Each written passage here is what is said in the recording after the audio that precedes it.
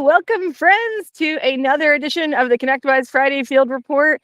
My name is Vicki Bruns. I'm joined with my awesome co-host, Will Dowling, who is inside today for the Friday Field Report. What the heck, Will? I'm just kidding. I know we were... Sometimes technology just says no. And today it was, in fact, one of those days where technology said, you're not going out of the house today. You're going to stay right here. So here I am. That's okay. I mean, as always, we're rolling with the punches on the Friday Field Report. So today is Friday, February 28th, and I can't freaking believe that spring break is right around the corner at this point. What has been going on? Do you have summer spring break camps ready to go, Will, for the kids, or what are you doing? So we are going to be sending the kid to go hang out with his actual dad and his siblings for a week, and the wife and I are going to go on a cruise. So it'll be fun. Nice. That's awesome. How about you? Well, I'm traveling to the Global Technology Industry Association event in Chicago that week. So I felt kind of bad leaving when I on a work trip. Well, my son's at home and doesn't have school. So what I did to help my husband out was I got my son into this day camp, like spring break camp. And it's at a museum that's also like a zoo, the Tallahassee version of a zoo. There's like 2 wolves and then some Florida panthers and an otter and stuff like that. So he's going to go and have fun. And I'm sold. Right. I know. Like he gets to pet otters on these little summer camp or like these little camps, and they get to learn how to make fires and grill stuff and bake cakes in the fire. Yeah. I know. I love that. That's exciting stuff. They need to have that for adults. I feel like we need a spring break camp for adults. Right? I'd be totally down for that anytime. Yeah. So I had something that I wanted to share that since we're going through our personal updates, this is super fun. Jess, our producer, if you could put this picture up on the screen. This was a painting. This is like one of the experiences that we had at our Triple R Horse Rescue fundraiser last weekend. So for those of you who are maybe tuning in for the first time, I'm a foster for this horse rescue. And we had this woman, Sandra, who has taught 2 of her horses to paint. So you can see that the horse actually has, there's like a rope that attaches the brush together. And what she does is she dips the paint and the brush in the paint, and then she gives the horse the rope, and then it takes it and paints with it. And I mean, this was like a My Little Pony horse come to life. You can see all the beautiful flowers that it had in its mane, and there was glitter all over its neck and then all over its back, and it was so cool. And the kids loved it. I love that. Yeah, I mean, I don't know. Cool. It's such a unique way to make art, I guess, with an animal. Yeah. And the other neat thing that she did is she actually let us auction off those pieces in a live auction at the event that helped to raise money for horse rescue. So anyways, that's what I was up to this weekend. What else is going on with you, Will? I mean, how many people can say that they have a painting in their house painted by a horse who's a professional painter? Like, that's just something that's so unique. Everybody needs to have something like that. Like, it's a conversation piece. That is awesome. I'm glad you guys got to auction that off and get some auctions for the horse rescue. That's super the horses. Cool. Yeah. And by the way, if anybody here is interested in learning more about this horse, his name is Roviando, and I know somebody who knows a horse that can paint something for you if you want one. Anyways, let's go ahead and jump into the company updates. Yeah, absolutely. There is so much going on here with ConnectWise. I mean, first and foremost, we have the MSP threat report is here, and the threat report's really kind of awesome because this is going to help you, stay ahead of a lot of cyber threats in 2025. So this is going to be that first virtual briefing to look at like some of the most crucial insights from that threat report and, really help everyone to be able to get the knowledge and tools you need to defend your clients and really be able to fortify your cybersecurity strategy. So they're going to dive into like, what are some of the latest threat strategies for just strengthening your cyber defenses? Even looking at things like practical tips for proactive risk management. Even, like just looking at how the threat reports are created and some of those key takeaways. And then there's going to be, of course, as always, Q&A with an expert from our cyber research unit. So you're going to get a lot of valuable insights from this. So highly recommend, if this is something that you're like, oh, hey, I might want to learn more about this. There's an awesome QR code right there. Go ahead, use it, sign up. It's going to be great. Yeah. Or if you're tuning in from your laptop or whatever, just get that screen grabs ready to go, because we've got a few webinars and some really cool opportunities for you to learn more about what we're up to at ConnectWise. And I know these guys, these are OGs. I know Bryson has been with ConnectWise in the cyber research unit for a long time, and so if you haven't listened to them speak before, this is a great opportunity to get the data, and then also to learn what you can do to keep hardening your defenses in 2025 and beyond. I love it. It's so exciting. All right, what do we got next? We have my jam. ConnectWise ecosystem webinar series for vendors is still going strong. So we met a few weeks ago. We've had a lot of vendor interest in figuring out what are some of the ways that they can start their integration journey with ASIO. So we talked about company mapping and billing and ticketing. And then in a few weeks, on March 13th, we're going to have a ConnectWise RMM kind of 101 series. So there's going to be, this is a 2-part series with CW RMM. So the first one is, how can you create alerts? How can you do agent installs and then also create custom fields in CW RMM? So make sure that you register for that, and we'll make sure that even if you can't attend live, make sure you register, and we'll send you the recording for it. Oh, that's super exciting. Right. I'm glad that series is happening. Yeah, there's a lot of interest. And I'll also say too, this is something that we were talking about on Colleague Nation, which is like our internal education series on the latest and greatest of what's happening at ConnectWise. What I told ConnectWise colleagues this week is that even if vendors do not have, even if integration parity isn't there yet between what you may have with ConnectWise Automate and PSA versus what you can do with ASIO, it's still a great time to get in because there's more functionality to come. And so there's definitely justification to start your integration journey into ASIO today. Okay, so let's talk. Yeah, it's awesome. Some more news out of the ConnectWise ecosystem is that we just welcomed Bitdefender into the partner program. So they have created a GlassHive tile in the GlassHive marketplace, and they have all of these awesome campaigns that they've created within GlassHive. So Jim Peterson, who is a principal solutions advisor, he goes out to a lot of MSP sites and educates our partners on, some of the tips and tricks of what they can do from a cybersecurity standpoint, and then leverages a lot of the partner program materials for his trainings as well. He's going to be joined by Paul Lupo.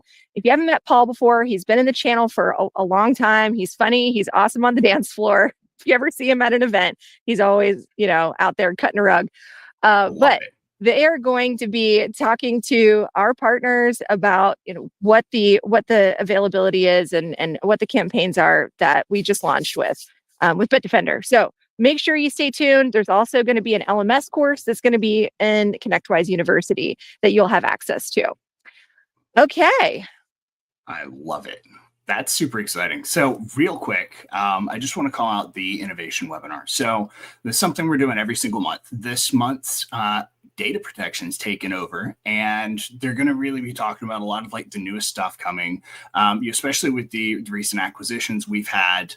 They're going to be talking about what they're doing, what's coming, and really just kind of give a summary of where we're going, which is going to be really, really insightful. So if you're kind of curious about, where we're at, what's going on, always want to get the newest, most up-to-date information, see what's on the roadmap, etc. This is the thing that you want to tune into. It's a product innovation webinar. Click that QR code and it'll take you straight to the registration page. All right, awesome. I know we have a lot of, again, we talked about this, a lot of webinars, a lot of things that we wanted to make sure that we tell you about right now. Yeah. So there's one more that we have, and then we're going to jump into our interview that Will's going to announce our mystery guest, or maybe not mystery guest because he was tagged in the LinkedIn post. All right. So the last thing that we wanted to talk to you about is our Axient MSP Experience BCDR showcase. It's a mouthful.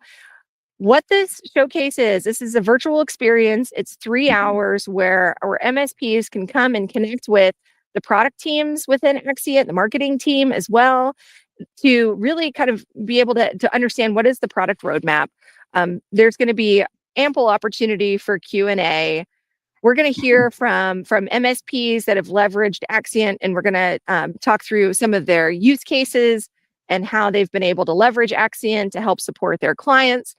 So make sure that you register for that. I think they're also giving away a 3D printing machine, which is pretty neat. It looks like it's a Bamboo Lab, which if you don't know anything about 3D printers, Bamboo Lab's one of the nicest machines on the market. I have one and I print a ton of stuff with it. I mean, I'm sitting here looking around my office and half of my office at this point is 3D printed stuff from my Bamboo Lab printer. So I love that. That is an awesome prize. You know what I just asked my husband to make, which this is super cool. So I love flowers. He made like 3D printed vases that are vases that we have that can attach to the wall. Freaking who knew? So many ways that you can use 3D printers. So many ways you can use them. I mean, I've got a paintbrush holder that I printed out on a whim. And I was like, hey, I need to hold my paintbrushes. Boom, right there. Printed it out in like 2 hours. And then I had one. It was great. Super easy. I love it. All right, awesome. Well, listen, enough with the 3D printing, enough with the ConnectWise updates. Now we're on to the main event, which is bringing on our guest today. Who we got, Will? So excited. All right, so let's bring out my friend, Mendy Green from MSPGeek. So, Mendy, it's good to see you, man. Can't hear you, though, for some reason. Let's try that again. Obviously, you can't hear me because I've muted myself. That's probably a good reason why. How's it going, Mendy? It's great to see you, man. It is good to see you, too. Thank you for having me here. Absolutely. So, for everyone who may or may not know, I'm a huge fan of the MSPGeek community. They're a bunch of awesome people, and they have this conference every year. So we wanted Mendy to come on and really kind of talk to us about like what is MSPGeek Con. So just give us the quick version of what MSPGeek Con really is, and then we'll kind of dive in and explore that a little bit, man. From a 1,000-foot view, I guess, if we were to describe MSPGeek Con, it is kind of like if we were to take the online community where you have all these channels with a bunch of people nonstop talking and very comfortable with each other and making fun of each other and helping each other learn and grow, and we're just taking them all into one room and we're just sticking them together for a couple of days. The best thing ever. And that's really what it is. That's really what it is. And I was talking to earlier in the green room, and we were saying that like one of the big things that, from a feedback perspective, that we hear about MSPGeekCon is about the vibe specifically, where vendors tell us that MSPs are like the defenses are down, like they're more relaxed, and the MSPs tell us like they feel like they can relax. And that's really what it is. Like our goal is obviously education and furthering the community and growth and so on and so forth, and all the other nice fun things everyone likes to say. But it's really about the community, and that's really what we try to present in the conference. Yeah, it's really grassroots what you guys have done, and I'm wondering if you could tell us a little bit about like the demographic, like who is your audience that comes to MSPGeekCon? So our initial community started from a technical background, like way back in the day. It was from lab tech, ConnectWise Automate, which we've since transformed to cover the greater MSP. But because our background started in like a very highly technical focused area, we had collected a lot of like OG members, so to speak, have that deep technical background, and so like what we started seeing as more people come in is essentially technicians looking for tech help, and they were getting it because a lot of the people who were there were like DevOps or automators or whatever. They've had that experience. So what we eventually when we discussed the conference and education, what we wanted to do is essentially give a way for those early or maybe newer or novice technicians that are coming in to help grow beyond the role that they were at.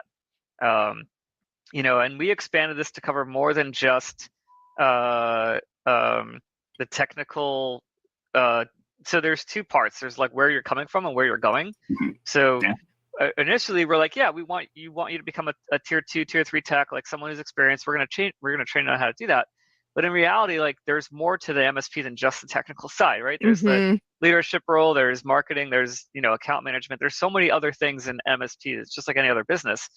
And most of the source of an MSP is from a technical background. Like usually people start an MSP because it's like a single tech that are like, I want to go out and start my own company. And like they don't know where to go from there. And so now we're shifting focus.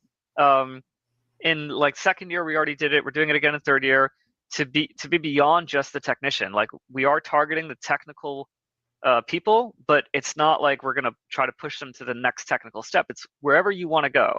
So whether that's learning business, whether it's learning how to communicate, how do you talk to other CEOs, how do you network in general, like growth in general. So it's talking to the technical mind, and that's what we're targeting, and then training them beyond whether it's the next step in their technical career or the next step in their business career or whatever it is at that point.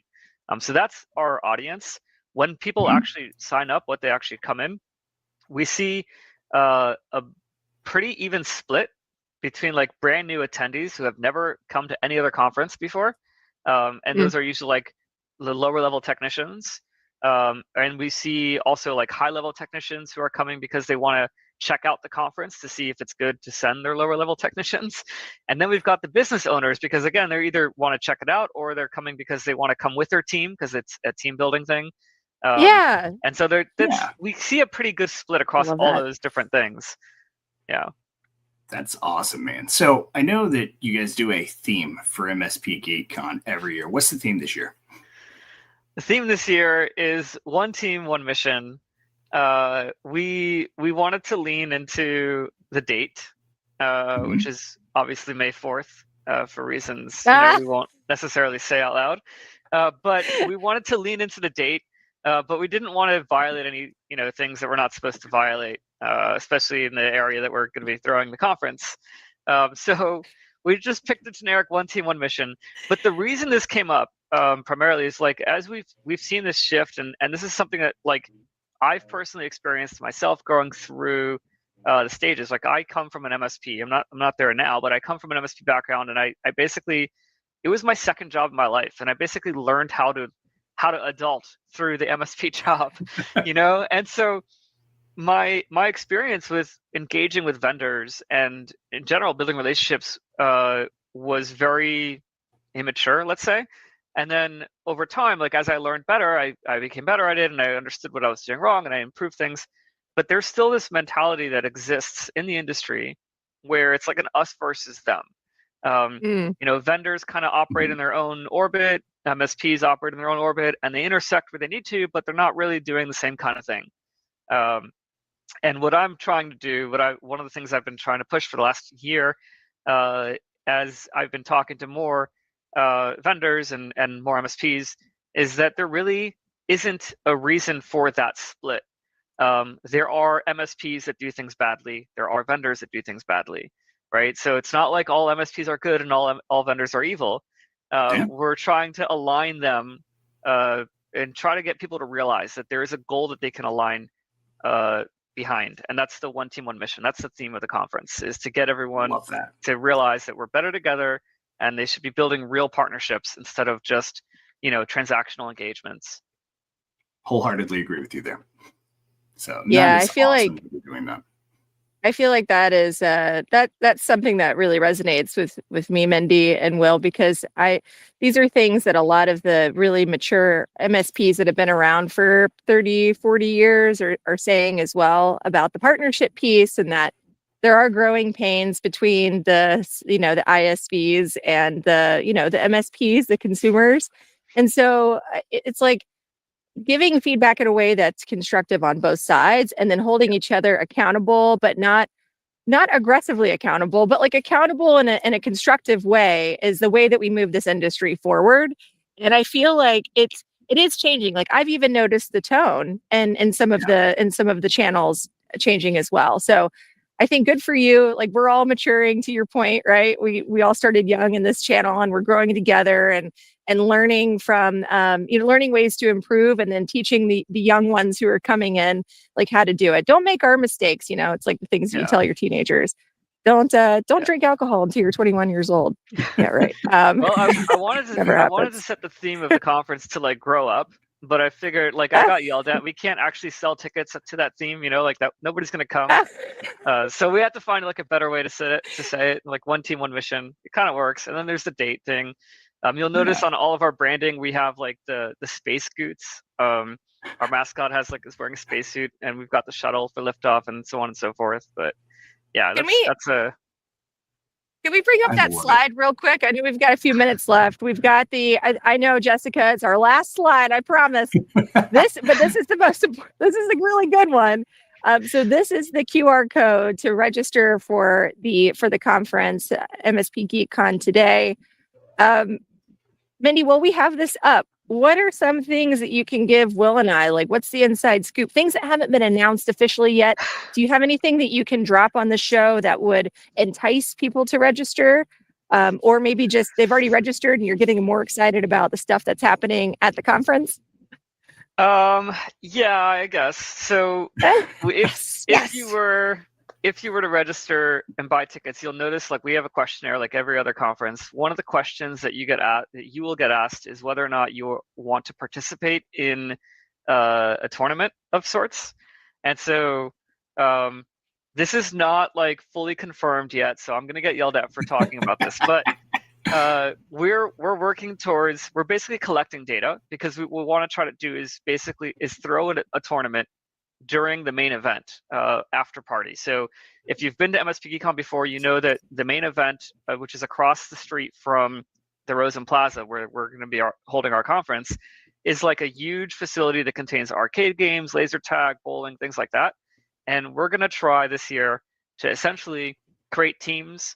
We're going to try to reach out to vendors who are interested to get like a team sponsored under them, and they can essentially deck their team out with their swag however they want, get uniforms and so on and so forth, and then have a competition. Whether it's restricted to just laser tag or a little bit more than that, like we're in the exploratory phase right now. We're collecting information on who even wants to participate, and then we'll be splitting them up to teams, and then we'll go from there and see how that works. That's one of the things that's happening from the attendee side. That's going to try to again get people behind the one team, one mission thing. Yeah.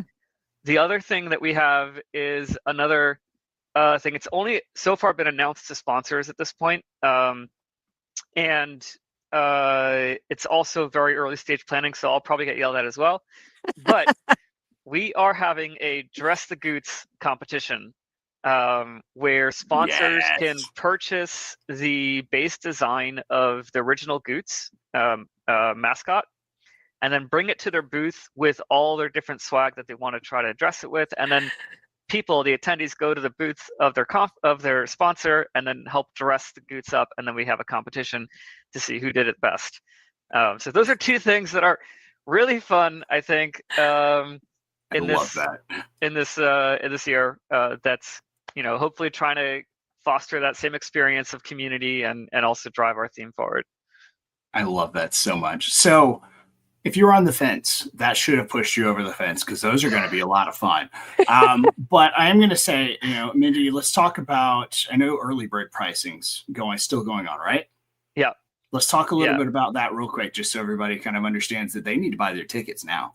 Yeah, you need to buy their tickets right now. Well, within the next 30 days. No, right now, you should be buying your tickets. I'm a horrible salesperson. Early bird is open until the end of March at this point. So we're running it for 2 months, February, March, and then after March, early bird closes. We have a bunch of vendors who are also like sponsors who are stepping into the education game, so to speak. They're pushing education on the community. They're buying 10 packs of tickets and they're giving it out. So reach out to your vendors who you like and ask them like, hey, do you have a ticket for MSPGeekCon? Because we have those that people are buying. Love it. But yeah, I mean, that's basically it. That's awesome, man. So yeah, if you haven't bought it yet, get your early bird pass, save a few bucks, and then use that savings to go buy one of your other coworkers a ticket too. That's how that works, right? Yeah. Yeah, exactly. I'm still stuck on the Goots idea. I think that's so fun. And I'm laughing in my brain because I'm thinking of like when ConnectWise, when we have our IT Nation events, right? We bring the live owl. Like I think it was like the owl that's been in DJ Khaled videos or whatever.